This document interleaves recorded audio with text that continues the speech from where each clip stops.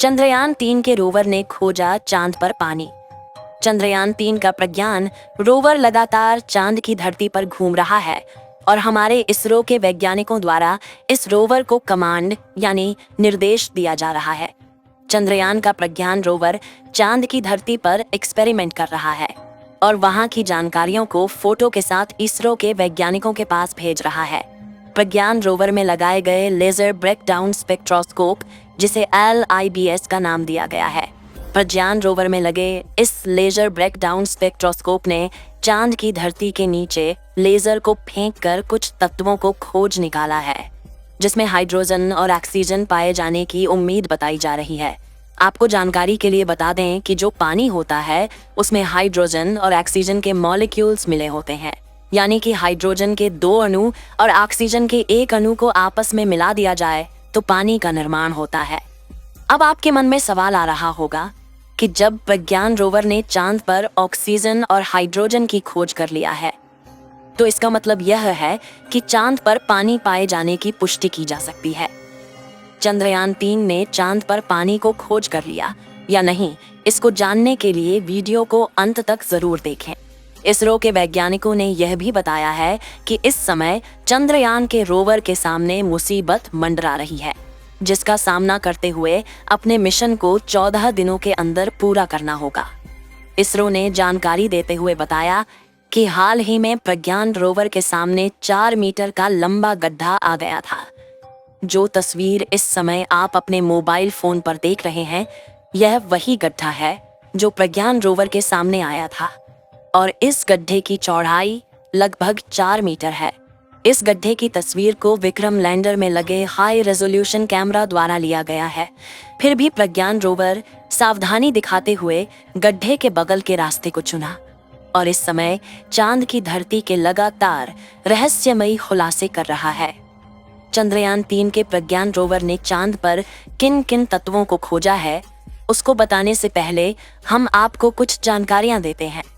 दोस्तों, हमारा विक्रम लैंडर चांद की सतह पर 23 अगस्त 2023 के दिन शाम के लगभग 6:04 पर सफलतापूर्वक सॉफ्ट लैंडिंग किया था और यह इतिहास में पहली बार हुआ है, क्योंकि आज तक भारत के अलावा किसी भी देश ने चांद के इस भयानक दक्षिणी इलाके में उतरने की हिम्मत नहीं की। लेकिन फिर भी भारत ने चांद के दक्षिणी ध्रुव पर भारत का झंडा लहराकर इतिहास में अपना नाम दर्ज कर दिया है। चांद के इस इलाके में काफी ज्यादा बड़े बड़े क्रेटर यानी गड्ढे मौजूद है, जिसमें पानी पाए जाने की संभावना है। 24 अगस्त के दिन चंद्रयान-3 का प्रज्ञान रोवर विक्रम लैंडर से धीरे धीरे बाहर निकलता है और इतिहास रचते हुए रास्ते में भी वह चांद की धरती पर इसरो का लोगो और अशोक स्तंभ की छाप छोड़ते हुए धीरे धीरे आगे बढ़ता है। इसरो ने जानकारी देते हुए बताया कि जिस स्थान पर चंद्रयान-3 का लैंडर उतरा है, उस जगह को शिव शक्ति पॉइंट के नाम से जाना जाएगा, क्योंकि शिव में मानवता के कल्याण का संकल्प समाहित है और शक्ति से हमें उन संकल्पों को पूरा करने का सामर्थ्य मिलता है।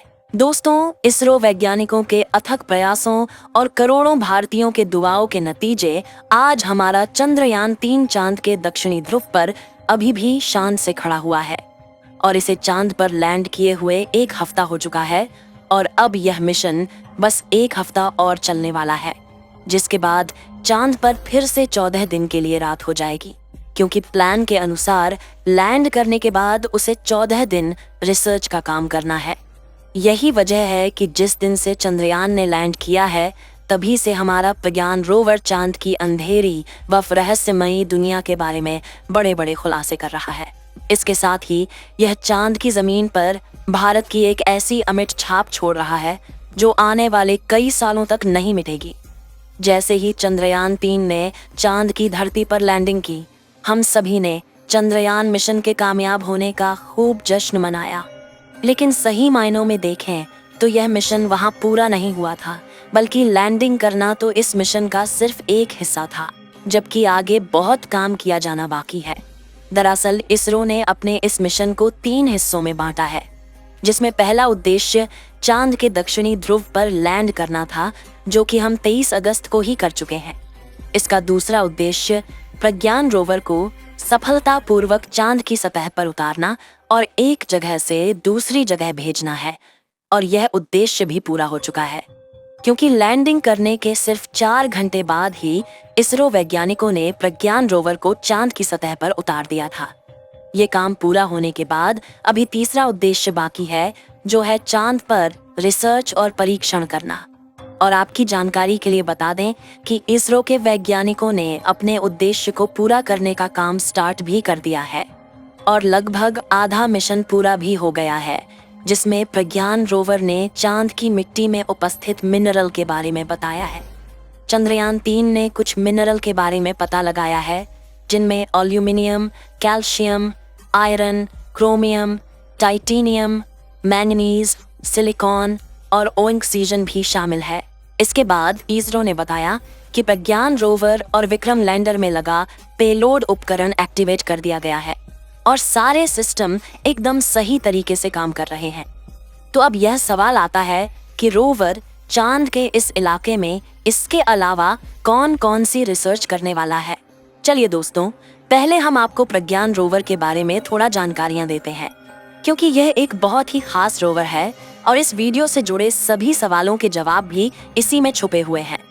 असल में दोस्तों, प्रज्ञान रोवर एक रोबोटिक रोवर है जो अपना सारा काम खुद से निपटा सकता है। और सबसे अच्छी बात यह है कि यह पूरी तरह मेड इन इंडिया है, यानी इसमें लगा एक साइंटिफिक उपकरण व इंस्ट्रूमेंट इंडिया में ही बनाया गया है। इसके अलावा अगर बात करें तो इसकी लंबाई 91.7 सेंटीमीटर, चौड़ाई 75 सेंटीमीटर और ऊंचाई 39.7 सेंटीमीटर है। साथ ही इसका वजन 26 किलोग्राम है। यहाँ गौर करने वाली बात यह है कि 26 किलोग्राम का वजन पृथ्वी पर है। अब क्योंकि चांद की ग्रेविटी पृथ्वी से 6 गुना कम है, तो ऐसे में चांद पर प्रज्ञान रोवर का वजन सिर्फ 4.5 किलो के करीब रह जाता है। नेविगेशन के लिए इसमें पीछे की तरफ 2 कैमरे लगाए गए हैं, जिनके नाम नेविगेशन कैमरा लेफ्ट और नेविगेशन कैमरा राइट है।